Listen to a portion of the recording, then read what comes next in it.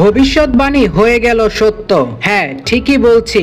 IPL অকশনের পরপরই একটি video make করেছিলাম যেখানে ছিল 25 কোটি মিচেল স্টার্ক মুস্তাফিজের চেয়েও ডাব্বা মারবে আইপিএলে। যারা ভিডিওটি দেখেননি আই বাটনে দেওয়া আছে, ক্লিক করে দেখে নিন। কেন সেটা আসুন তবে দেখে নেওয়া যাক। আইপিএল ইতিহাসের কোন সর্বোচ্চ দামি প্লেয়ারই সেই আসরে ভালো খেলতে পারেনি। 2020 থেকে শুরু করা যাক। 2020 সালের সর্বোচ্চ দামি ক্রিকেটার ছিল প্যাট কামিন্স। 15 কোটি 5 লাখ রুপিয়াতে তাকে দলে নিয়েছিল কলকাতা নাইট রাইডার্স। এটাই ছিল এখন পর্যন্ত তার আইপিএল এর কলকাতা নাইট রাইডার্স এর জার্সি গায়ে শেষ আসর। এবার বুঝুন কতটা ফ্লপ করার পর তাকে ছেড়ে দিয়েছে কলকাতা নাইট রাইডার্স। 2021 এর দিকে তাকালে আরো এক ফ্লপের তালিকা। 2021 রাজস্থান রয়্যালস ক্রিস মরিসকে সর্বোচ্চ দামে কিনেছিল 16 কোটি 25 লাখ রুপিয়া। এরপর ক্রিস মরিসের পারফরমেন্স দেখে এক একজন ধারাভাষ্যকার, এক একজন প্লেয়ার কিংবা এক একজন অ্যানালাইসিসের হাসি যেন কেউই আটকাতে পারছিল না।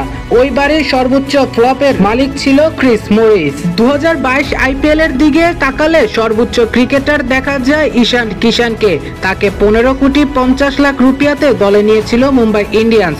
ওই বছর ঈশান কিষান আহামরি খারাপ পারফরমেন্সও করেনি, তবে ভালো যে কিছু করে ফেলেছে সেটা বলারও সুযোগ নেই। এবার তাকান না 2023 আইপিএল এ সর্বোচ্চ দামি ক্রিকেটার ছিল স্যাম কারান। 18 কোটি 50 লক্ষ রুপিয়াতে তাকে দলে নিয়েছিল পাঞ্জাব কিংস। তবে পাঞ্জাবের হয়ে গত বছর স্যাম কারান এমন পারফরমেন্সই করেছেন যার কারণে বলতে বাধ্য হয়েছে স্যাম কারানের এবছরই আইপিএল এর ইতিহাসের শেষ আসর।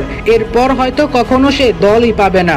কতটা ফ্লপের চাদরে ঘেরা থাকলে এমন মন্তব্য করা যায় একজন ক্রিকেটারের বিরুদ্ধে। হয়তো আপনি বলবেন এবারও তো স্যাম কারান খেলছে পাঞ্জাব কিংসের হয়ে। তবে হ্যাঁ, স্যাম কারান এবার খেলছে পাঞ্জাব কিংসের হয়ে, তবে তার আগের মূল্যের বিনিময় নয়। স্যাম কারানকে এর অর্ধেক মূল্য দেওয়া হবে না পাঞ্জাব কিংস থেকে। এমন অফারে তিনি রাজিও হয়েছেন, কেননা জানেন পাঞ্জাব কিংস তাকে ছেড়ে দিলে আর কোনো দল তাকে এবার বিট করবে না। এবার আসুন 2024 আইপিএল ইতিহাসের সর্বোচ্চ দামি ক্রিকেটার মিচেল স্টার্ক। 24 কোটি 75 লক্ষ রুপিতে তাকে এবার নিয়েছে কলকাতা নাইট রাইডার্স।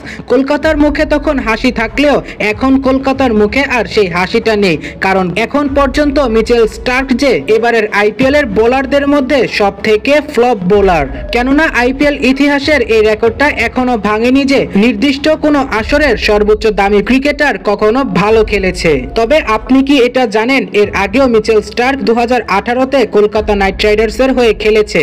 শুধু তাই নয়, কলকাতা নাইট রাইডার্স এর আইপিএল ইতিহাসের সব থেকে বাছাই করা ক্রিকেটারদের তালিকায়ও তিনি ছিলেন। হ্যাঁ, তবে ভালো নয়, সবচেয়ে ফ্লপ ক্রিকেটারের তালিকায় তিনি ছিলেন। আইপিএল ইতিহাসে কলকাতা নাইট রাইডার্স যত প্লেয়ার কিনেছে তাদের মধ্যে সব থেকে ফালতু প্লেয়ারের প্রথম নাম্বারটাই ছিল মিচেল স্টার্কের। এবার মনে হয় তিনি তার রেকর্ডটা নিজেই ভঙ্গ করবেন। প্রথম তালিকার রেকর্ডটা ভেঙে আবারও নিজেই 2024 সালে নিজের নামটা সেট করবে সব থেকে বাজে প্লেয়ারের প্রথম তালিকাতেই।